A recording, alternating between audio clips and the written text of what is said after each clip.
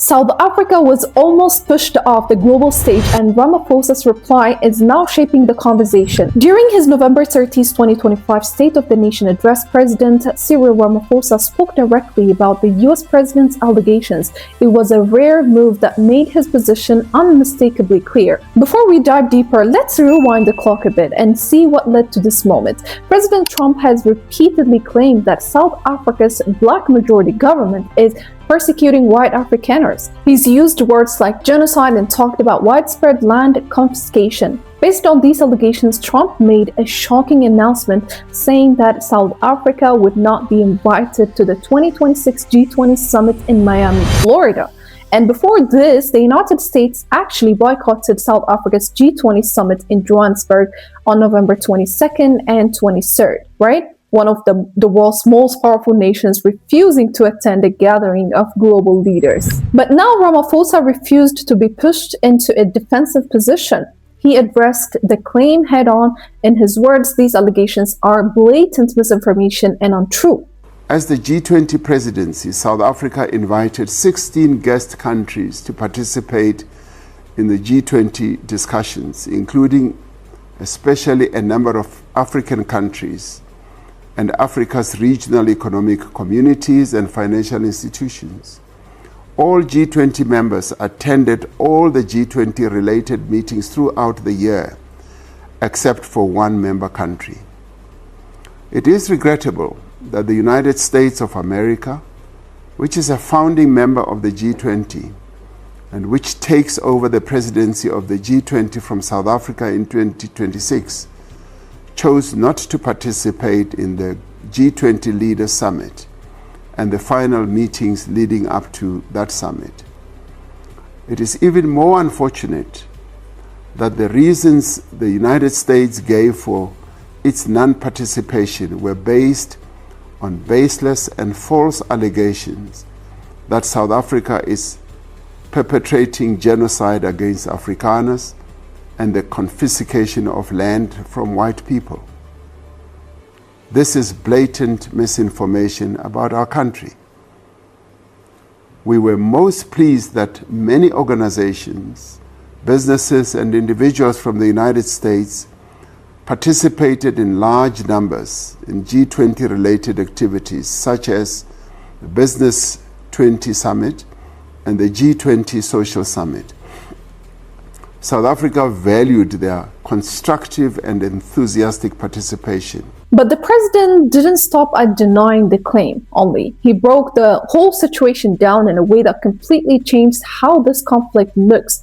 First, he reminded everyone that South Africa is a founding member of the G20, not a guest, not temporary, a founder. In other words, you don't uninvite a country that built the table. And he made it clear that no matter the accusations, boycotts, or political noise, South Africa is not going anywhere. It will stay a full, active, and constructive member of the G20. He also pulled off a diplomatic move that really stood out. Like, even while rejecting Trump's claims, he said South Africa is still a firm and unwavering friend of the American people. A few days ago, President Donald Trump made a statement to the effect that South Africa would not be invited to participate in the G20 in the United States.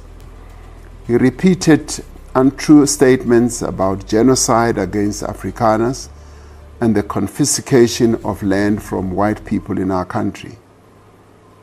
We must make it clear that South Africa is one of the founding members of the G20, and South Africa is therefore a member of the G20 in its own name and right. We will continue to participate as a full, active, and constructive member of the G20. Despite the challenges and misunderstandings that have arisen between South Africa and the United States, South Africa remains a firm and an unwavering friend of the American people. We recall the great solidarity movement in the United States that stood by our side in our struggle for democracy and freedom. We recall how the Bill of Rights in the United States Constitution inspired us as we wrote our own constitution. We offer the people of the United States nothing but goodwill and friendship. We affirm our commitment to continue to engage in dialogue with the United States government and to do so with respect and with dignity as equal sovereign countries. We value the United States government and its people as a partner. Now let's take a step back, because this is much bigger than two presidents disagreeing on a stage. What's happening here fits into a much wider global shift, one that has been building for years. We're watching a moment where emerging economies are no longer reacting quietly to pressure from traditional superpowers. Countries like South Africa, Brazil, India, Indonesia, all members of the G20 have been becoming more assertive on the global stage. So South Africa has been especially vocal in global forums, from the UN to BRICS, about wanting a more balanced global order. So Ramaphosa standing firm is part of a new pattern where developing nations refuse to be pushed around. So this moment also exposes a growing gap between what political leaders say publicly and what the facts actually show. In recent years, international investigations, including reports from UN observers, human rights experts, and independent research groups, have examined the allegations involved in this dispute. So many of them found that the claims were exaggerated, misinterpreted, or based on incomplete information. Yet those same claims still shape public opinion and diplomatic decisions. This disconnect between evidence and political narrative is becoming more common worldwide. Yes, South Africa faces challenges like crime, inequality, and ongoing discussions about land reform, the same way many countries face big issues. But these challenges are part of long-term policy debates, not evidence of the dramatic claims being made.